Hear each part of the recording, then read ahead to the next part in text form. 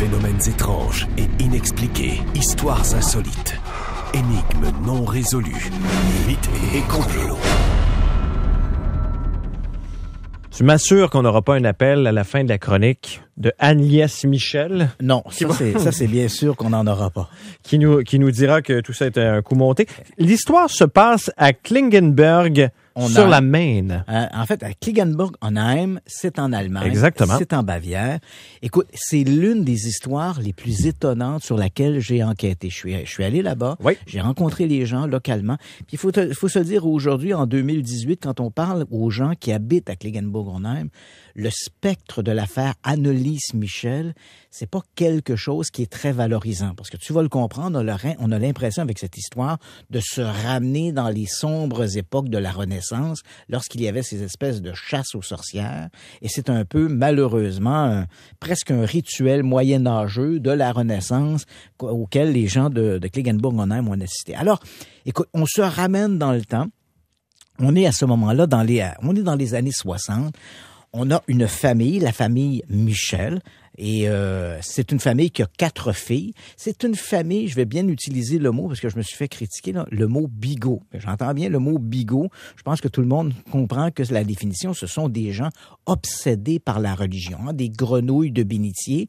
Et quand on visite les Michel, dans la maison, il n'y a à peu près que des images pieuses, là, des bondieuseries, des Jésus, oui, des Saintes Vierges, etc. Donc, tu vois un peu l'environnement dans lequel les enfants Michel vont grandir.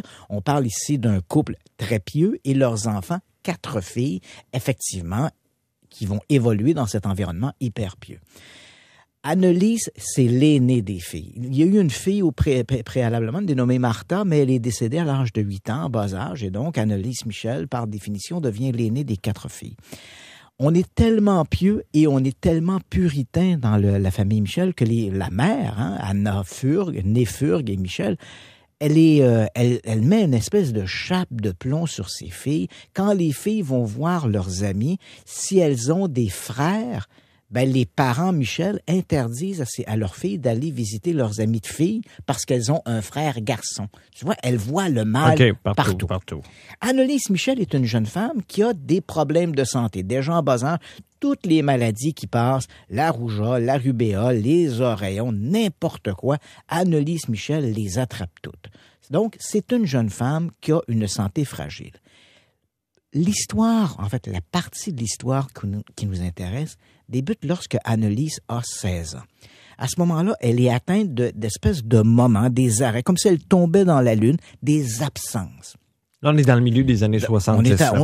Non, en fait, on arrive à la fin des années 60, début des années 70, okay, effectivement. Et là, elle a ses absences, elle en parle à ses parents, les parents vont consulter les médecins, et sans preuve à l'appui, on passe des électroencéphalogrammes, on fait des analyses, on n'arrive pas à démontrer de quel mal souffre Annelies, mais on suppose qu'elle doit souffrir d'une forme d'épilepsie. Une épilepsie quand même bénin, mais quand même. Alors, on lui prescrit des anticonvulsifs et on se dit l'affaire va être réglée. Mais les affaires ne se règlent pas. Les mois vont s'écouler, les années s'écoulent. Annelies devient de plus en plus asociale. Elle a des comportements bizarres. Elle se met à crier, à hurler. Elle devient asociale, ne parle plus avec ses amis. Et au moment où elle s'inscrit à l'université, elle se crée dans sa propre chambre une espèce de petit hôtel où elle fait de longues heures des dévotions. Elle est également obsédée par les mécanismes de la religion, Et à ce moment-là, elle commence à avoir des visions de diables et de démons. Elle en parle encore à ses parents qui, depuis des années, essaient de trouver les problèmes de leur fille en consultant des hommes en blouse blanche. Comme on ne trouve pas de réponse, on se tourne vers les hommes en blouse noire, les curés. Donc, la famille Michel vont s'ouvrir à leur confesseur. Ils parlent des troubles de leur fille.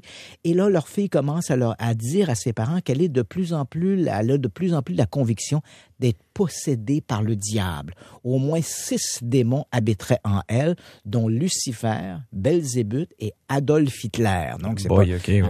Alors, éventuellement, et là, on arrive un peu à notre éphéméride, l'affaire va commencer à circuler dans le diocèse et en septembre 1975, l'évêque de Wisbourg, un évêque catholique reconnu par l'Église autorise le rituel du grand exorcisme. C'est le rituel qu'on a pu voir dans le film célèbre L'Exorciste. Donc, ce combat, oui, diable, je te chasse, sors de ce corps. De septembre 1975 jusqu'à juillet 1976, Annelise Michel sera au centre de plus de 60 rituels d'exorcisme, parfois au rythme de 2 par semaine, qui durent chacun pendant des heures. Elle est alitée, elle est contrainte sur son lit, elle crie, elle hurle, elle vocifère contre les prêtres, elle parle d'une voix gutturale, elle est l'incarnation même de la possession. Et je vais te faire entendre un petit extrait d'un de ces rituels d'exorcisme. On entend les prêtres au loin qui parlent et la voix gutturale que vous entendez, c'est un authentique extrait de l'exorcisme d'Annelise Michel.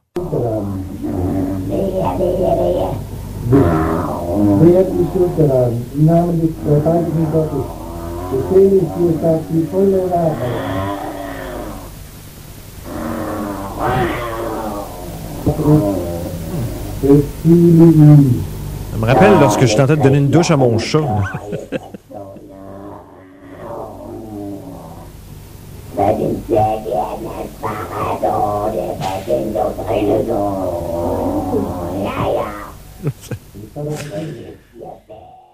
Ce qui est triste dans cette affaire-là, c'est que durant cette période où Annelise est pendant la période où elle est possédée, elle ne boit plus, ne se nourrit plus. Elle mange des insectes dans sa chambre, se boit en urinant dans ses sous-vêtements qu'elle essore dans sa bouche. Et le 1er juillet 1976, Annelise Michel est retrouvée morte sur son lit.